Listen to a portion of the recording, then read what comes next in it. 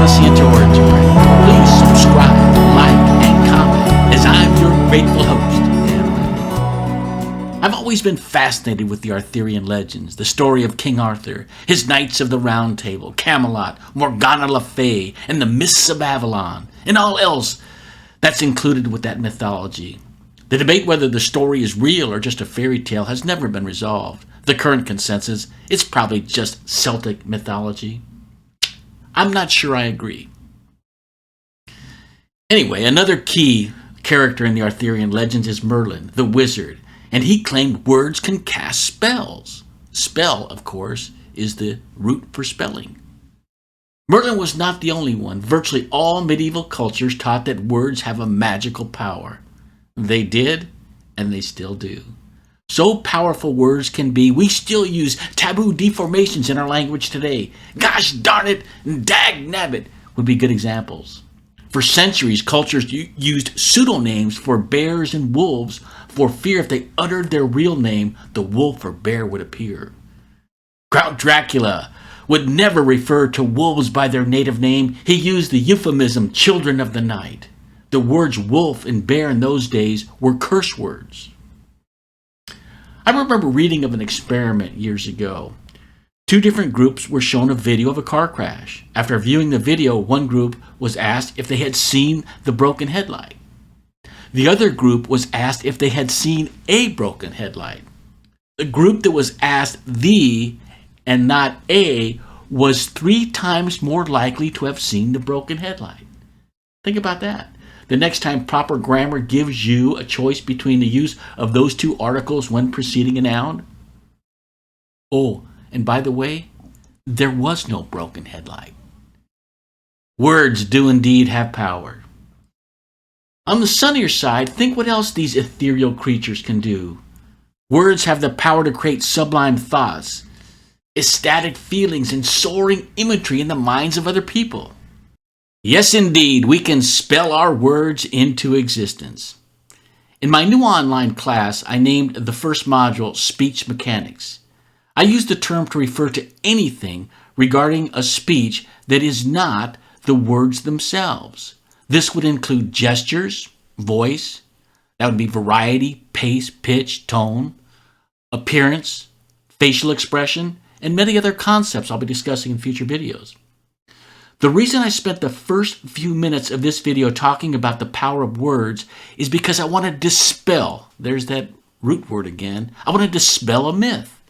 Still widely taught in public speaking training courses today is the Mehrabian Model, also known as 7-38-55. The model was developed by Albert Mehrabian, a professor of psychology at UCLA. He combined 2 of his experiments on how people are influenced by speech. The results showed 7% were influenced by the spoken word, 38% by the tone of voice, and a whopping 55% by body language. This is almost universally accepted as true and accurate. It's not. It's widely misunderstood. For most speeches and speakers, this model is way off. Imagine hearing a speech given in Pig Latin while the speaker flails their arms and in tones like Mickey Mouse. Not a chance the audience would understand 45% of the speaker's message. Or another example, a person giving a lecture on how to sequence the DNA of Alaskan Malamute. His or her words would be a hell of a lot more important than just 7%. Mehrabian's experiment was dealing with feelings, emotions, attitudes when there is incongruency among the 3 components of the model. Example, I say, I'm really glad I'm happy today. Of course, the actual words mean almost meaningless, mean nothing, given my tone and convoluted face. Here's a recent and real-life example of when the Mehrabian model would be applicable.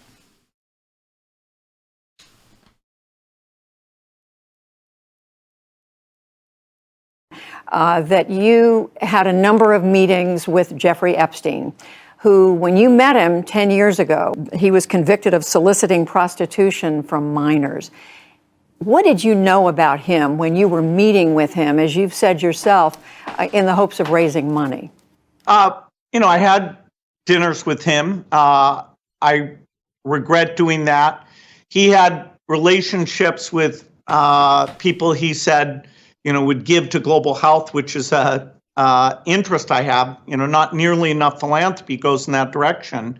Those meetings were a mistake. They didn't result in what he purported, and I cut them off. That goes back a long time ago now. So there's nothing new on that. It was reported that you continue to meet with him over several years, and that, in other words, a number of meetings. What did you do when you found out about his background? Well, I've said I regretted having those dinners, and there's absolutely nothing new on that. Is there a lesson for you, for anyone else looking at this?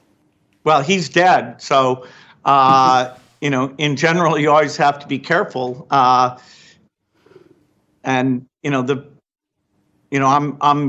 very proud of what we've done in philanthropy. Very proud of the work of the foundation. That's what I get up every day and focus on.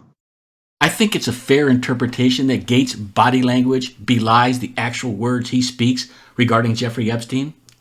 He keeps losing eye contact with the interviewer. He's fidgeting, folding his hands, crossing his arms, and his disfluencies, speech disfluencies, ums, ahs, you knows, increase measurably compared to his baseline.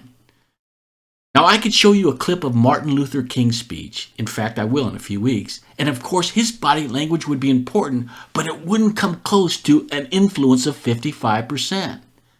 Not only because of the integrity of his message, but because of what he does with his words and the majestic use of his voice, would have a much more impact than 7 and 38% respectively.